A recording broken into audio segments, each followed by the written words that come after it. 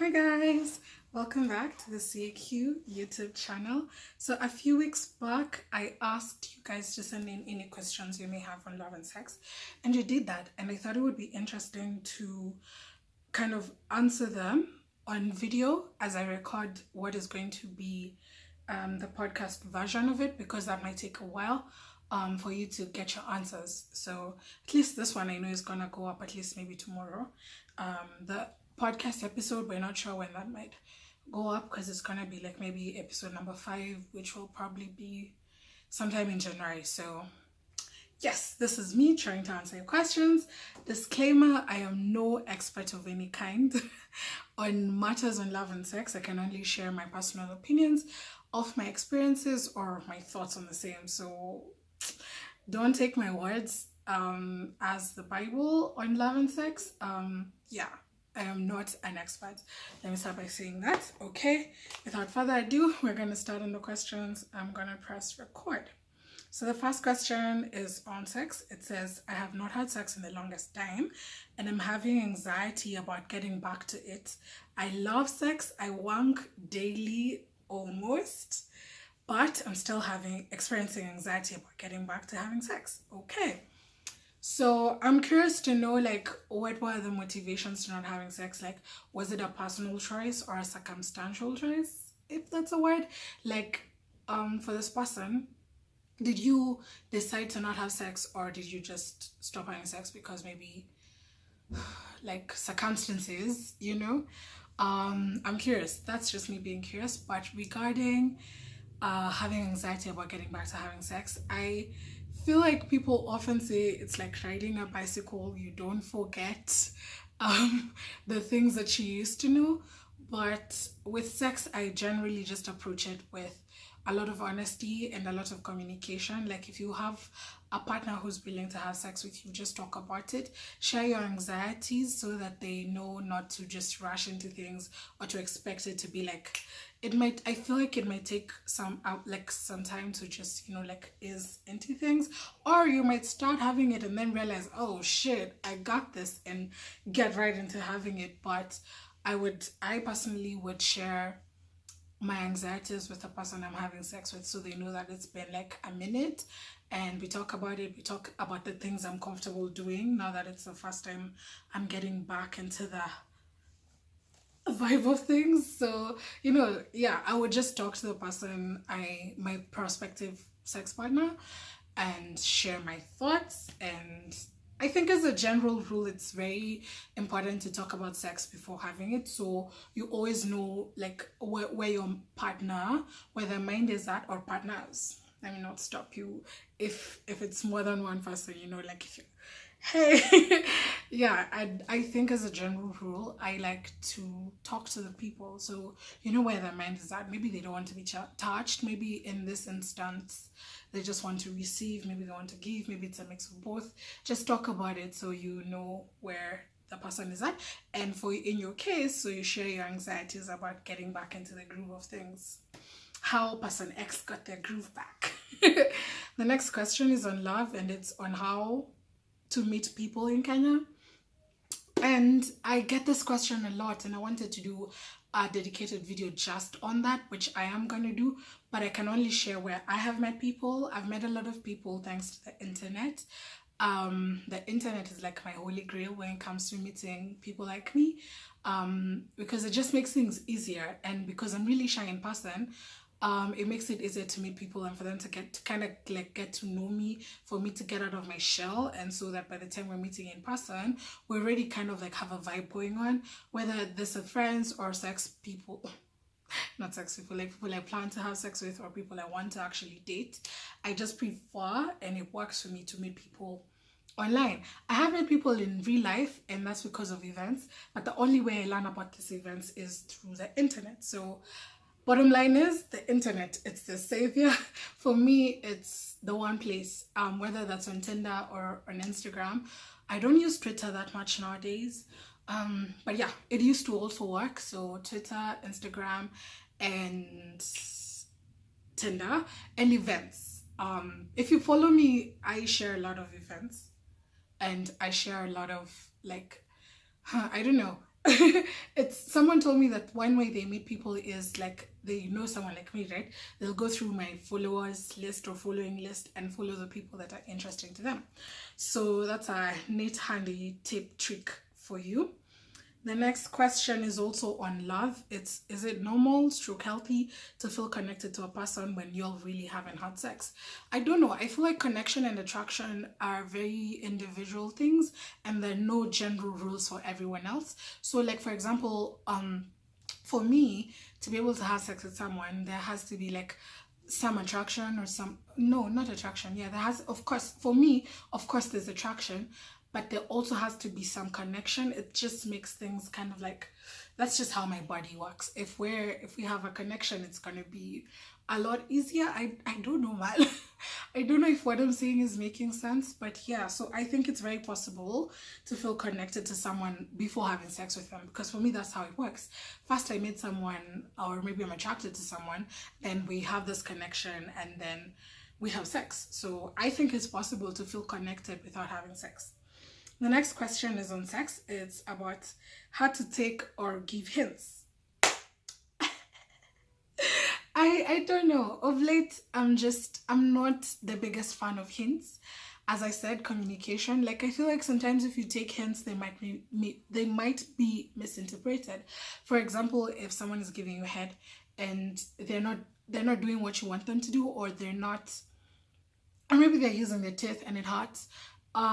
Instead of giving them hints, because the hint that most female-bodied people give, or I don't know, in my experience, they kind of like move away. They do this whole moving away thing, which fine, that's a hint, but like it could be interpreted in so many different ways, and that's the thing. I think instead of just giving hints, I'd like to be more communicative. Like I would like to talk more and tell someone like, yo, I like it when you do this, or yeah, it's not, maybe that doesn't work, it doesn't work for me when you do this, but if you do this, it's gonna work, just to talk instead of giving hints, so that they're not God, stop locking. So that the hints are not misinterpreted. Are we together? The next question is still on sex. How does one remain sex positive around religious family members?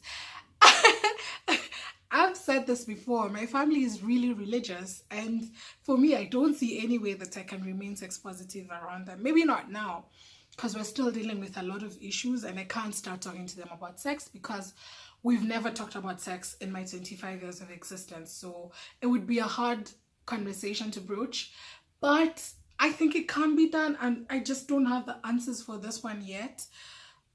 If I do have the answers, or if you do have the answers, you can comment down below and let us know, because it's really hard for me when I'm just around family members in general, because all my family members are pretty religious. When I'm around them, I just don't talk about sex, but that's my experience. So I'm sorry, I don't have an answer for this yet. The next question is, studies show that millennials are having less sex than the previous generations. What's the correlation to that in social media? I'm not sure how true this, okay, I don't know, maybe I should have researched, but like with the millennials that I deal with, I feel like they're having more sex than anyone else I know. Am I a millennial?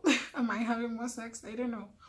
But because I think social media makes it, like, it makes it easier to have sex, because it makes it easier to meet people, especially with apps like Tinder. Like, all you need to do is express interest and you can have consensual sex. So I don't know, man.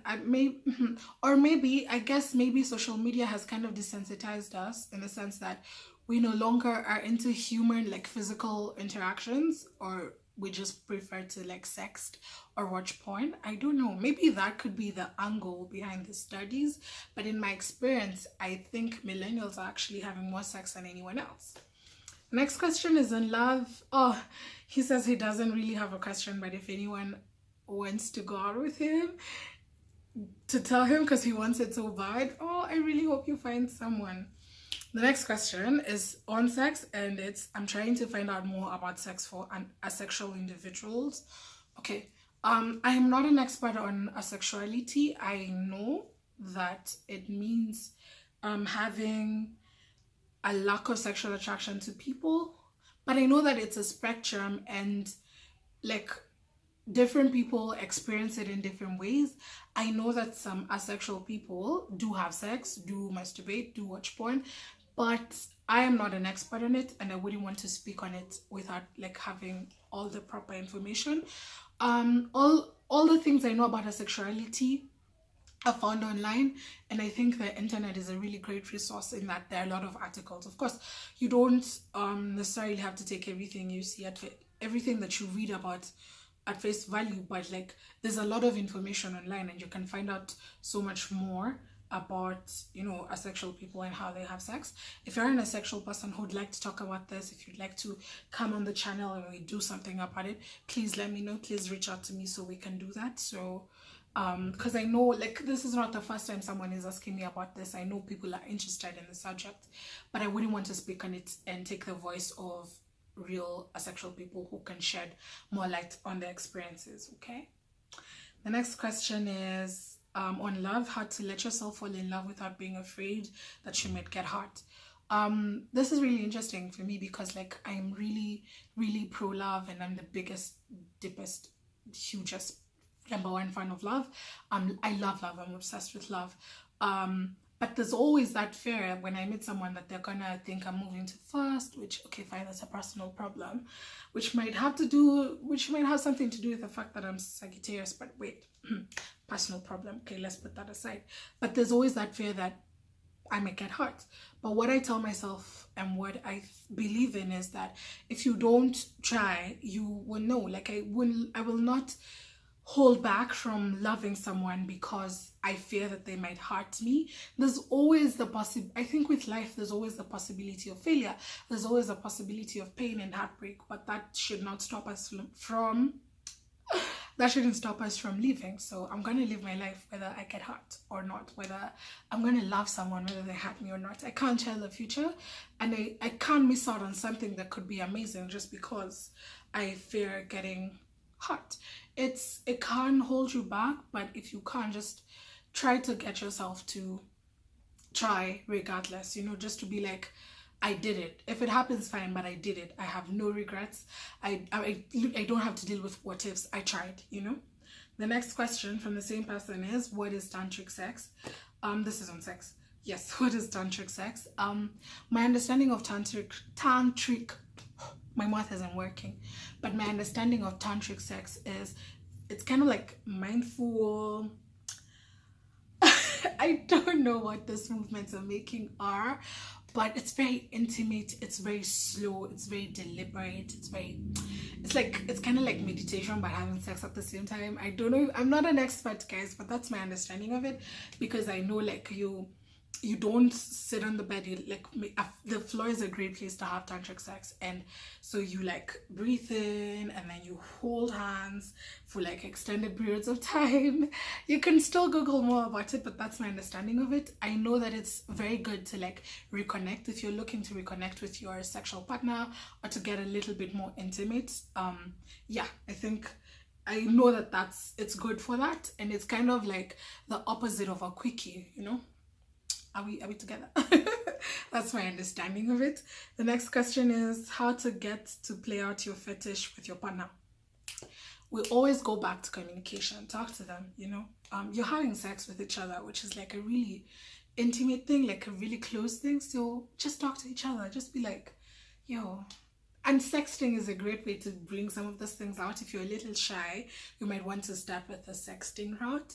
But if you're a little bit, you know, bolder, if you're trying to be a little bit bolder, just talk to them. Just be like, so I have this thing that I like, and I wanted to try it out with you, if that's okay. And you might be surprised. They probably share the same fetish, or they have something else that they also want to try with you. So talk. I feel like so many problems would be solved if we just talk to each other, especially sexual problems. So talk. The next question is on love, and it's actually, I think this is the last question. How why is it so fucking hard to find love in the streets? Is everyone taken? I am femme and I am forward. The level at which I can relate to this is crazy. I've been single for a minute. I'm trying to, be out here. I'm trying to like cuff someone. I'm trying to have something, But it's so hard. It's so hard to meet someone because either you meet someone and you like them more than they like you, or they like you and you don't like them, or they like you but they are dating someone else, or they just have, it's so freaking hard. Even when you're forward, even when you're like, you can shoot your shot and be like, fam, I'm trying to, do things. It's still so hard to meet people, but I have hope that my bae is somewhere around the corner. And I think we just have to wait it out and to try. And one thing I've learned is to speak out the things that I want into existence. So like, I know I want love, I know I want a relationship, so I'm speaking that out. I tell as many people as I can, because you don't know someone, the person for me, or the people for me, because, well, polyamory is a thing. People, I could find the people that I meet, they could hear the things that I'm putting out into the universe and come my way. So I know it's hard. I have experienced how difficult it is, but I think there is hope. I want to hope there's someone out there for me and that I'm gonna meet them. So I'm not like closing off that chapter forever. Yeah, I'm just gonna hope and put it out into the universe and shoot my shot as many times as I can, and not be scared of rejection, and be where the people I'm trying to attract are. Like, go for those events, take part in some conversations. I'm just trying to do whatever I can. And once I get a bae, I'm gonna come at you guys and tell you what I did that worked. That's it. We're done with the questions. Wow, 15 minutes. I hope I answered them I tried to answer them to the best of my ability, so I hope they were useful. And if you have any more questions, you can ask. As I said, open book, ask whatever you need to ask. I try and I endeavor to be as open and as honest as I can. Please do follow the podcast from SoundCloud. I'm going to put the link in the description box below. Follow us on Instagram. And yes, the launch is coming up, so please follow us on Instagram so you can see as many details about that as possible. And you can subscribe to this channel too if that's something that you like. Bye. Oh, already?